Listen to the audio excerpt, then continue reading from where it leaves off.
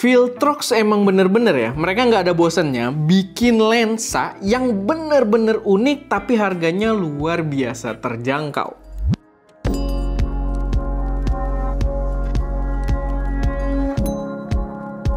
Halo semuanya, selamat datang di channel SM Media dengan gue Erwin. Dan pada video kali ini gue pengen bahas sebuah lensa dari Viltrox yang bener-bener unik banget dan menurut gue worth banget buat kalian pertimbangkan untuk masuk ke dalam list gear kalian. Karena apalagi lensanya sendiri dijual atau dibanderol dengan harga yang bener-bener terjangkau. Dimana ini adalah Viltrox 28mm f4.5 pancake, udah full autofocus yang bener-bener tipis dan dijual cuma dengan harga 1,6 juta rupiah. Dimana harga tersebut untuk seri Viltrox sendiri itu udah termasuk kayaknya yang paling murah sejauh ini gitu ya. Kayaknya itu aja absurdly murah gitu ya untuk jajaran Viltrox. Karena Viltrox itu punya jajaran murah mereka, yaitu kayak contohnya Air ini, jajaran Air mereka itu biasanya dijual dengan harga sekitar 2,6, 2,7 gitu ya, mendekati 3 juta. Sedangkan ini dijual dengan harga 1,6 juta rupiah. Dan kalian harus inget gitu ya, karena lensa ini adalah lensa full frame dan sudah support autofocus.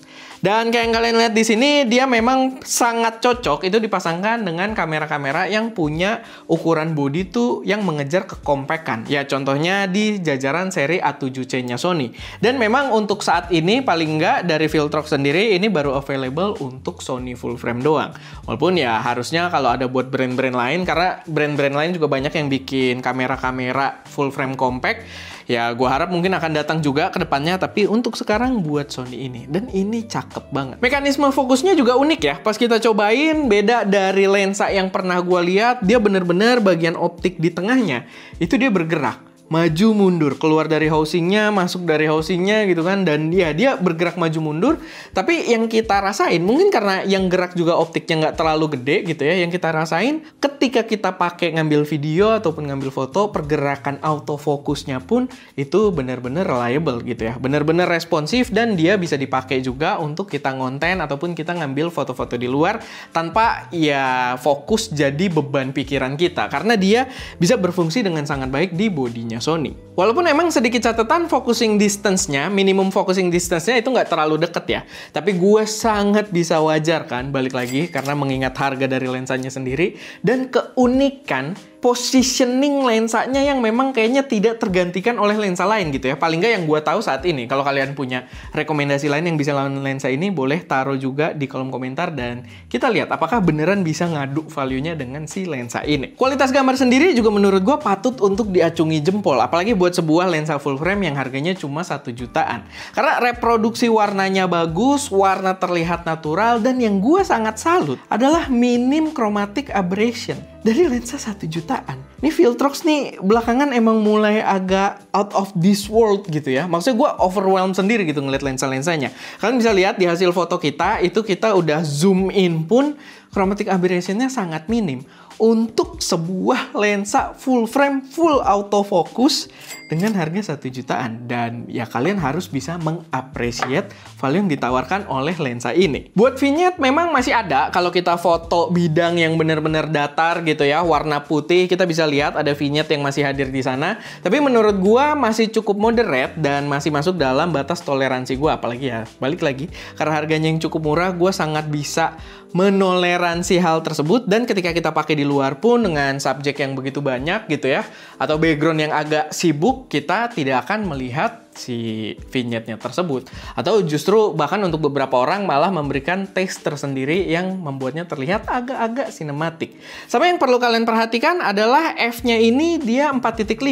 Sebenarnya itu lumayan gede loh untuk lensa pancake. Dan f4.5 ini karena dia full frame, kalian bisa tetap mendapatkan dimensi di dalam gambar kalian gitu ya. Walaupun tadi focusing distance-nya memang nggak terlalu dekat, tapi kita masih bisa dapat gitu ya, kayak shot yang lumayan close up ke muka subjek gitu kan, atau ya agak jauh dikit yang sedada gitu kan, medium close up, dan itu kita masih bisa dapat depth juga di sisi belakangnya. Background-nya itu masih kelihatan ada fokus fall off yang menurut gue membuat gambar kita menarik. Dan balik lagi, f4.5 ini untuk sebuah lensa pancake untuk full frame itu lumayan banget. Tapi memang 4.5 ini fix ya. Jadi kalian harus keep in mind juga, dia fix, nggak bisa kita ubah.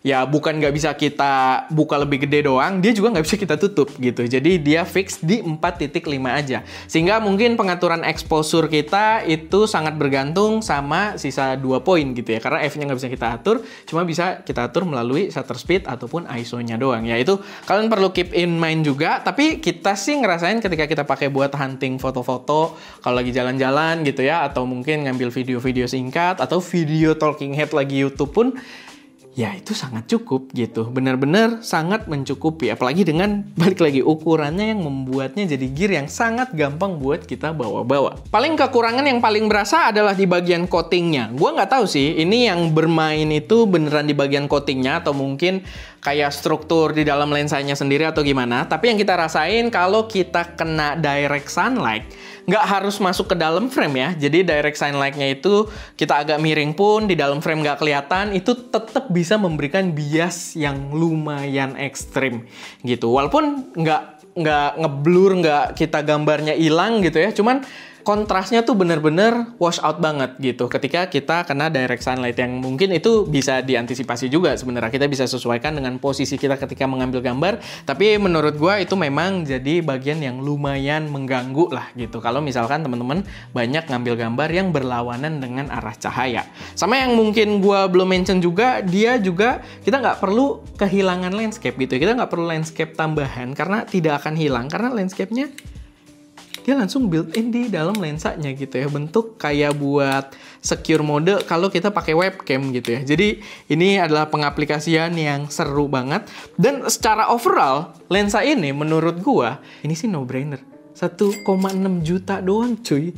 Itu maksudnya, itu buat sebuah lensa, balik lagi gue akan teketin, buat lensa autofocus full frame dengan kualitas gambar yang tidak kompromi sama sekali, kecuali tadi bagian coatingnya gitu ya, yang kalau kena direct sunlight, menurut gua value-nya terlalu bagus untuk dilewatkan. Gua udah mention juga tadi, tapi gua sih berharap dia akan available juga di sistem-sistem kamera lainnya, kayak di L mount-nya Lumix dan Leica gitu kan, di RF mount-nya Canon, walaupun itu mungkin agak susah karena Viltrox punya sejarah buruk dengan Canon, dan juga di Nikon gitu ya. Viltrox biasanya bikin lensa buat Nikon juga, jadi kemungkinan besar dia bakal datang juga buat Nikon.